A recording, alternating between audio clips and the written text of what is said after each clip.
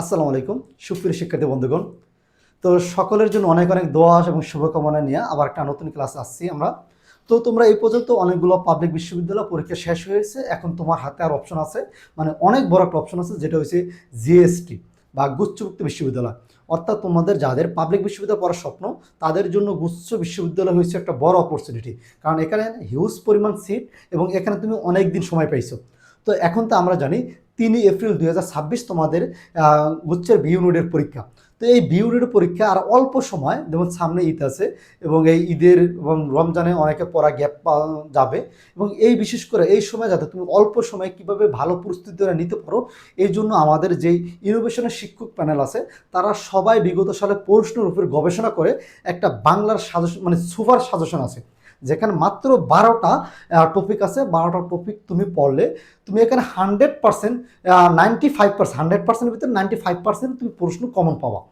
তো আমরা দেখছি বিগত সালে গুচ্ছের যে একটা সাধারণ একটা বৈশিষ্ট্য বা যে কোনো বিশ্ববিদ্যালয়ের সাধারণ বৈশিষ্ট্য, তাদের প্রশ্ন প্যাটার্নটা মানে মোটামুটি এক রাখার চেষ্টা করে। তো এখন তো এই সময়ের কথা না বলে আমরা সরাসরি বোর্ডে চলে যাব, যেখানে আমরা দেখবো মাত্র 12টা টপিক তুমি পড়লে তুমি এই গুচ্ছের থেকে তুমি 95% কীভাবে কমন পাইতে পারো। আরেকটা কথা মনে রাখবা, কখনই 100%, মানে কোনো সাজেশন থেকে কখনই 100% কমন পড়ে না। কিন্তু আমরা সাজেশনগুলো কীভাবে করি, মূলত বিগত সালে যে প্রশ্ন আছে প্রশ্নগুলো অ্যানালাইসিস করে আমরা একটা সাজেশন মেক করি, যেখানে আমরা চেষ্টা করি শিক্ষার্থীরা সর্বোচ্চ যাতে কমন পায়। তবে আমরা বিশ্বাস রাখি আমাদের যে সাজেশনটা তুমি যদি ফলো করে রাখো, তোমরা এখান থেকে 95% একবার কমন পাবো। তো এর ভিতরে আমরা দেখো প্রথমে আমরা রাখছি বাংলা ব্যাকরণ, বাংলা দ্বিতীয় পত্র। আরেকটা জিনিস তোমার মজার ব্যাপার হয়েছে, এই গুচ্ছ বিশ্ববিদ্যালয় এত বছরে তোমার বাংলা প্রথম পত্র বাংলা সেকেন্ড পত্র প্রায় সেম সেম প্রশ্ন আসতো। যেমন লাস্ট বছর অর্থাৎ 2025-26, মানে গত বছর যে প্রশ্ন আসছে ওখানে দেখলাম বাংলা প্রথম পত্র থেকে মাত্র 10টা প্রশ্ন আসছে। বাংলা প্রথম পত্র থেকে তোমার মাত্র 10টা প্রশ্ন এসেছে তোমার বাংলা প্রথম পত্র থেকে, ঠিক আছে। আর বাকি প্রশ্নগুলো আসছে বাংলা সেকেন্ড পেপার থেকে। তার আগের বছর যদি দেখি আমরা, অর্থাৎ তোমার 23-24 সেশনে যদি দেখি, ওখানে তোমার বাংলা প্রথম পেপার থেকে তোমার প্রশ্ন আসছে তোমার 18টি।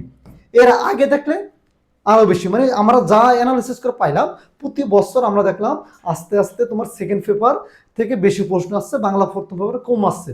আর এখন একটা মজার ব্যাপার হচ্ছে, দেখবা তোমার গুচ্ছের ভিতর থেকে যেই মানে ভালো ভালো যেই মানে এক ক্যাটাগরি যে বিশ্ববিদ্যালয় ছিল ওরা বের হয়ে গেছে। সো এখন তো তোমাদের প্রশ্ন মান আগের থেকে একটু হবে, মানে ভিন্ন হবে, এবং এখানে এখন চান্স পাওয়ার সম্ভাবনা সবচেয়ে বেশি হবে। তুমি যদি এই করা দিন পরিশ্রম করো, আমাদের কথাগুলো মানো, আমরা আশা করি তুমি একটি পাবলিক বিশ্ববিদ্যালয়ের স্টুডেন্ট হবে। তো আমরা আর কথা না বলে সরাসরি দেখো বোর্ডে চলে যাই। এখানে প্রথম আমরা দেখেন গত বছর এই উচ্চারণ টপিক থেকে তোমার প্রায় 3টি প্রশ্ন এসেছে, 3টি প্রশ্ন।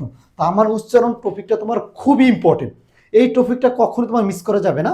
আর এখান থেকে তুমি যদি একটু, আমি যদি তোমাকে বলে রাখি, এখান থেকে তোমার অর উচ্চারণ, এর উচ্চারণ, বফলার উচ্চারণ এবং তোমার মফলার উচ্চারণ, এই করা একটু বেশি ইম্পর্টেন্ট, মানে এই করার থেকে বেশিরভাগ প্রশ্ন এসে থাকে। আট আছে দেখো তোমার ধ্বনি ও বর্ণ প্রকার, মানে তোমার ধ্বনির থেকে প্রায় প্রশ্ন এসেই থাকে, এবং গত বছর তোমার এই ধ্বনি টপিক থেকে তোমার 2টা প্রশ্ন এসেছে। দেখো ধ্বনির থেকে কী টাইপের প্রশ্নগুলো মানে আসতে পারে, যেগুলো তুমি পড়তে পারো, যেগুলো হচ্ছে তোমার যেমন অল্প প্রাণ ধ্বনি, মহাপ্রাণ ধ্বনি, অগজ ধ্বনি, গোজ ধ্বনি, এই যে ধ্বনিগুলো আছে, হ্যাঁ, এবং তোমার মানে আমরা জানি উচ্চার মানে কণ্ঠ উচ্চারণ 5টা যে নিয়ম, এগুলার থেকে তোমার এই প্রশ্নগুলো আসতে পারে। তো এই টপিকটা আমাদের দেখতে হবে। পরবর্তী টপিক আমরা রাখছি তোমার ধ্বনি পরিবর্তন, সবচেয়ে মজার একটা টপিক ধ্বনি পরিবর্তন। আর এখান থেকে প্রত্যেকটা পাবলিক বিশ্ববিদ্যালয় প্রায় 1-2টা প্রশ্ন এসেই থাকে। যেমন তোমার ধ্বনি পরিবর্তন কি হইতে পারে, একটা উদাহরণ দিতে পারে এরকম, যেমন গত বছর গুচ্ছে যে প্রশ্নটা এসেছিল, যেমন বড়দা থেকে বদা, এই যে একটা পরিবর্তন আমরা জানি কি, যেমন বড় দাদা, বড় দা দা, বড় দাদা থেকে বড় দা, এই যে একটু পরিবর্তন হয়েছে, এই যে পরিবর্তনটা এটা হচ্ছে তোমার ধ্বনি পরিবর্তন, এই টপিকটা দেখতে হবে। এরপরে তোমার পারিভাষিক শব্দ। গুচ্ছে তোমার প্রতি বছর ন্যূনতম দুইটা তোমার পারিভাষিক শব্দ আসবে। আর এই পারিভাষিক শব্দটা তোমার একটা ভোকাবুলারির মতন, এখানে তোমার অনেকগুলো, এখানে তোমার মানে মুখস্থ করতে হবে, ঠিক আছে। তবে এখান থেকে একটা মজার টপিক আছে, কোনগুলো বেশি ইম্পর্টেন্ট বা তোমার গুচ্ছে কোনগুলোর থেকে প্রশ্ন বারবার করতে পারে, এবং একটা আছে আমাদের অ্যানালাইসিস ক্লাস আছে, তোমরা ওই ক্লাসটা করে নিবা, তাহলে আশা করি এখানে বুঝতে পারবা।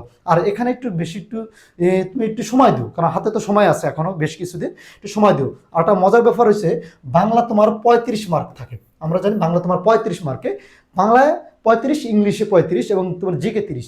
তোমার সবচেয়ে বেশি ফোকাস রাখতে হবে তোমার বাংলায়। 35-এর ভিতরে তোমার 25 পাইতে হবে। তুমি এমন চেষ্টা করো, তোমার এফোর্টটা এমনভাবে দাও যে আমি বাংলায় 35 ভিতরে 25 পাবো। তো আমি যে জায়গায় আছে মনে করি থেকে ইংলিশে আমি ধরো 15 পাইলাম, এবং তোমার জিকেতে আমি যদি 10ও পাই, আমার ভালো একটা অবস্থান হয়ে যাবে। তো বাংলায় একটা বেশি ফোকাস দিতে হবে। এরপর হচ্ছে তোমার নত্যবিধান আর সত্যবিধান। নত্যবিধান আর সত্যবিধান সবচেয়ে ছোট্ট একটা টপিক, তবে এখান থেকে প্রতি বছর একটা এবং বা দুইটা প্রশ্ন আসতেই পারবে এবং এসে থাকে। যেমন গত বছর একটা প্রশ্ন এসেছে, যেমন স্বভাবত মূর্ধন্য কোন শব্দ বসে, গত বছরের যে প্রশ্ন আসছে তুমি এটা দেখতে পারো। তো এখান থেকে আমাদেরও কিছু আছে, স্বভাবত মূর্ধন্য বসে অনেকগুলো আছে, যেমন চাণক্য, মাণিক্য, গণ, বাণিজ্য, লবণ, মন, এই যে অনেকগুলো শব্দ আছে, একটা ছড়ার মতো, এগুলো একটু মুখস্থ রাখতে হবে। এগুলো স্বভাবত মূর্ধন্য বসে। এবং এর বাইরে যে সত্য বিধানে আছে কি, তোমার বিদেশে যে শব্দগুলো আছে, ইংরেজি যে শব্দ আছে, ওখানে কখনই মদিনাস্য ব্যবহার হতে পারবে না।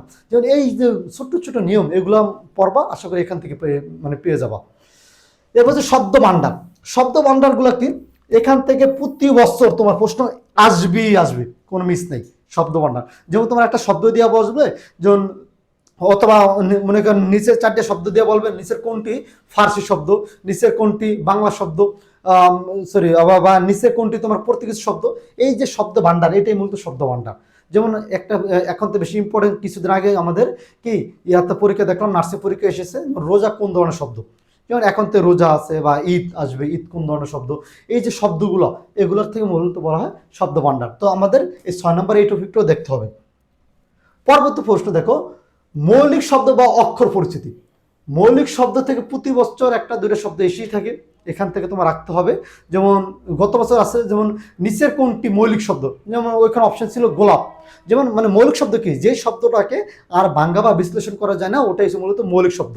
যেমন গোলাপকে তুমি আর কিন্তু ভাঙতে পারবো না, ওখানে 4টা অপশন ছিল, এর ভিতরে গোলাপটা ছিল মৌলিক শব্দ। আর অক্ষর পরিচিতি কি, যেমন গত বছর আবার এখান থেকে একটা প্রশ্ন আছে তোমার সন্ন্যাসী, ঠিক আছে, সন্ন্যাসী। এই যে সন্ন্যাসী, এখানে তোমার কয়টা অক্ষর আছে, প্রশ্ন করছে এটা, সন্ন্যাসী কয়টি অক্ষর আছে।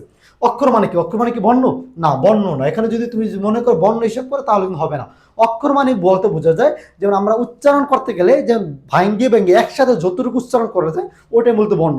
আর একটা মজার ট্রিক্স আছে, তুমি আমার ক্লাসটা করো তাহলে পাবা। তো একটু বলে রাখি, যেমন আমরা যেমন বাংলা ইংলিশ লিখি না, যেমন আমরা মেসেজ করার জন্য বা আমরা মনে করি মেসেঞ্জার, হোয়াটসঅ্যাপে চ্যাটিং করার জন্য বাংলা ইংলিশ লিখি। যেমন সন্ন্যাসী আমি যদি ইংলিশে লিখি, মানে কীভাবে লাগবে দেখো, সন্ন্যাসী, SONNASI, সন্ন্যাসী যেমন আমি লিখলাম, এখানে দেখো কয়টা বাহুল অক্ষর আছে, দেখো একটা বাহুল অক্ষর, 2টা অক্ষর, 3টা অক্ষর। এই যে বাহুল আসে যেই কয়টা, এই কয়টা মূলত অক্ষর, এখানে 3টা আছে, মূলত এখানে অ্যান্সার হচ্ছে 3। আর এটা মনে রাখতে, অক্ষর থেকে প্রতি বছর বুঝতে একটা প্রশ্ন এসে থাকে। তো তুমি যদি আমার এই ট্রিক্সটা মনে রাখতে পারো, তুমি 1 নম্বর কমেন্ট পেয়ে গেছো। তোমাকে আমি বললাম যে বাংলা 25 পাবে, এর ভিতরে 1 নম্বর তুমি পেয়ে গেছো, শুধু এতটুকু তুমি আমার সাজেশন থেকে। আচ্ছা, এরপরে হচ্ছে তোমার পদ প্রকার। পদ প্রকার থেকে গুচ্ছি সবসময় একটা প্রশ্ন এসে থাকে, যেমন আসবে তোমার সর্বনাম, অথবা তোমার কি আছে বিশেষণ থেকে, এরকম এই টাইপের থেকে তোমার প্রশ্ন এসে থাকবে। আর বানান শুদ্ধিকরণ, এখান থেকেও গুচ্ছেতে প্রতি বছর প্রশ্ন এসেই থাকবে, যেটা হচ্ছে তোমার যেমন আসবে তোমার একটা শব্দ দিয়ে নিচের কোনটি, 4টে অপশন থাকবে, নিচের কোনটি শুদ্ধ, অথবা নিচের কোনটি শুদ্ধ নয়, অথবা কোন মানানটি শুদ্ধ, কোন মানানটি শুদ্ধ নয়। যেমন তুমি আমি যে গত বছর সমীচীন, যেমন কি এই যে সমীচীন, এই যে সমীচীন, এরকম কিছু 4টে অপশন থাকবে, কোনটি শুদ্ধ কোনটি শুদ্ধ নয়, এটা আসবে। আর সমাস, মনে করো সমাজ টপিকটা মোটামুটি কঠিন, তবে এখান থেকে প্রতি বছর বুঝতে একটা প্রশ্ন এসেই থাকে। যেমন গত বছর এখান থেকে একটা প্রশ্ন এসে আছে। তো এখান থেকে কিছু সিলেক্টিভ টপিক পড়বা, তাহলে ইনশাল্লাহ হয়ে যাবে। আর স্বর্গ এবং উপসর্গ, এখান থেকে তোমার প্রশ্ন এসেই থাকবে, যেমন কোনটি খাঁটি উপসর্গ, কোনটি বাংলা খাঁটি উপসর্গ, কোনটি আরবি উপসর্গ, কোনটি, মানে এরকম একটা উপসর্গ অনুসরণের শব্দ এসে থাকবে। আর হচ্ছে শব্দ অর্থ বা সমার্থ শব্দ। এগুলো পড়তে হবে। শব্দ অর্থ বা সমার্থক শব্দ প্রতি বছর প্রশ্ন এসেই থাকবে। তো আমি তোমাকে এই বাংলা সেকেন্ড পেপারে মাত্র 12টা টপিক দিছি। এখান থেকে তোমার 15 থেকে 16টা পোস্ট একেবারে কমন পাবা, হুবহু কমন পাবা। আর তোমার গুচ্ছিতে আরেকটা মজার তথ্য দিয়ে রাখি, এই বছর কিন্তু তোমার ভালো ভালো যেই বিশ্ববিদ্যালয় কিন্তু চলে গেছে। তো এই বছর কিন্তু প্রশ্ন রিপিট হওয়ার সম্ভাবনা খুবই বেশি। তো তোমরা গুচ্ছের বিগত সালের প্রশ্নগুলো খুবই মুখস্থ ঠুটস্থ করে রাখবা, একেবারে ঠোঁটের আগে আগে রেখে দেবা। পরবর্তীতে আমরা যাই বাংলা সাহিত্যে যাই। বাংলা সাহিত্যে কিন্তু এর আগে গত বছর আগে কিন্তু অনেক প্রশ্ন আসতো, 15, 16টা 18টা পর্যন্ত প্রশ্ন আসছে, কিন্তু গত বছর আমরা দেখছি মাত্র 10টা প্রশ্ন এসেছে। তো এই বছর আমরা আশা করি খুবই কম প্রশ্ন আসবে। তারপর দেখো এখান থেকে তোমার কি পড়তে হবে, গদ্য, পদ্য আর সহপাঠ। গদ্য পদ্য ভিতরে আমি যদি তোমাকে একটু কমন যদি সাজেশন দিয়ে রাখি, তাহলে দেখো গদ্যের ভিতরে তুমি কি রাখতে পারো, তোমার সবচেয়ে বেশি ইম্পর্টেন্ট হচ্ছে অপরিচিতা। অপরিচিতা, মাসি পিসি, মাসি পিসি, মাসি পিসি, রেইনকোট,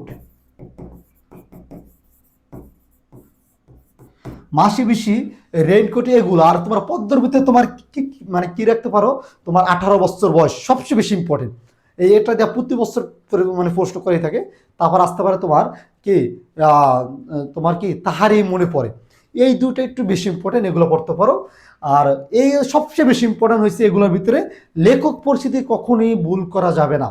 লেখক পরিচিতিকে প্রত্যেকটা তোমার যে সিলেবাসে যা আছে প্রত্যেকটা লেখক পরিচিতি পড়েই যাবা। বিশেষ করে আমি যেই করে দিচ্ছি এই কটার তো ভুল করা যাইবি না। এর ভিতরে আরও তুমি কি রাখতে পারো, তো আরো যেমন অপরিচিতা, মাসি পিসি, বিলাসী, তারপর তোমার কি বলতো মানব কল্যাণ, এইগুলো সবচেয়ে বেশি মনে রাখতে পারো। আর হয়তো কি সোনার তরী, তোমার তারপর কি হইতে পারে তোমার তাহারই পরে মনে, 18 বছর বয়স, 1969, এই যে এগুলো তোমার সবচেয়ে বেশি ইম্পর্টেন্ট। তোর কবি পরিচিতি কখনোই তোমার মিস করা যাবে না। কবি পরিচিতি কিভাবে মনে রাখতে পারি, একটা উদাহরণ দিতে পারি। যেমন একটা তোমার নিচে অপশন দিল কুহিলিকা, কুহিলিকা, কুহিলিকা, কুহিলিকা কাজী নজরুল ইসলামের কি ধরনের রচনা আসতে পারে। তার এখানে তোমার পাঠ পরিচিতি, এখানে তোমার কবি পরিচিতি আসছে। এই আমরা জানি কুহিলিকা কাজী নজরুল ইসলামের উপন্যাস। আরেকটা মজার তথ্য একটা দিয়ে রাখি, কাজী নজরুল ইসলাম তার জীবন দশা মোট 3টি উপন্যাস রাখছে। কাজী নজরুল ইসলাম তার সাহিত্যের সব অঙ্গে তার চরণ রয়েছে, এর ভিতরে সে উপন্যাসের 3টা রাখছে। সেটা কিন্তু সংক্ষেপে মনে রাখতে পারে বাকুম বা কুম। বাড়তে হয়েছে কি করতে হবে, বাদনহারা, করতে হয়েছে কুহিলিকা, আর মতে হয়েছে মৃত্যুক্ষুধা, এই 3টা তার উপন্যাস। আর তোমার সহপাঠের ভিতরে তোমার আছে 2টা, একটা আছে তোমার উপন্যাস আর আছে নাটক। উপন্যাস হচ্ছে কি লাল সালু আর হচ্ছে সিরাজউদ্দৌলা। তবে মনে রাখতে হবে তোমার নাটক থেকে প্রশ্ন খুবই কম আসে, তবে লাল সালু কখনো মিস করা যাবে না। লাল সালু তুমি পড়ে, লাল সালুতে গত বছর 3টা প্রশ্ন আসছে, সরি গত বছর ফেরে 2টা প্রশ্ন আসছে লাল সালু। লাল সালু তোমার এটা মিস করা যাবে না। আর এটাকে আর তোমার এই সাহিত্য বা তোমার গদ্যের ভিতরে একটা মজার ব্যাপার কি, এগুলো তো কিছু কিছু বিখ্যাত লাইন দিবে, উঠে দিবে, ওটা তো মনে রাখতে হবে। যেমন তোমার গত বছর প্রশ্ন আসছিল কি জানি এরকম খাঁটি মন্দ নহে খাঁটি সোনা বটে, মন্দ নহে খাঁটি সোনা বটে, এই কথাটা কে বলছে প্রশ্ন আসছিল গত বছর বুঝছিতে, যে এটা বলছে কিনা বিনোদ। এটা কোন গল্পের, এটা হচ্ছে তোমার অপরিচিত গল্পের। যেমন এফ্রিকা প্রশ্ন আসতে পারে এটা, যেমন মন্দ নহে খাঁটি সোনা বটে, এটা কোন গল্পের অংশ বা কোন গল্প থেকে নেওয়া হয়েছে, এটা তোমার পাঠ্য বইয়ের অপরিচিত থেকে নেওয়া হয়েছে। তো এরকম কিছু উদ্ধৃতি বা এমন কিছু লাইন তোমার সরাসরি তোমার কাব্য বা তোমার গদ্য বা পদ্য থেকে উঠে দিতে পারে, যেন এটা কোথা থেকে নেওয়া হয়েছে। তো এটা মনে রাখতে হবে।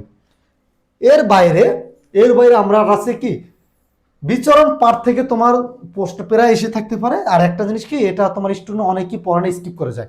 তবে তোমার জন্য বলি, তুমি সিক্রেট হিসাবে এটাকে পরে এগিয়ে রাখবা।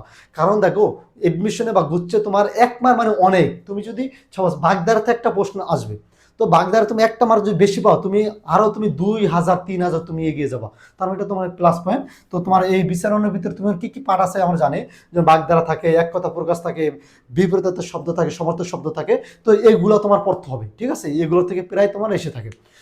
তো তো আজকে এই পর্যন্তই আমাদের ক্লাসটা।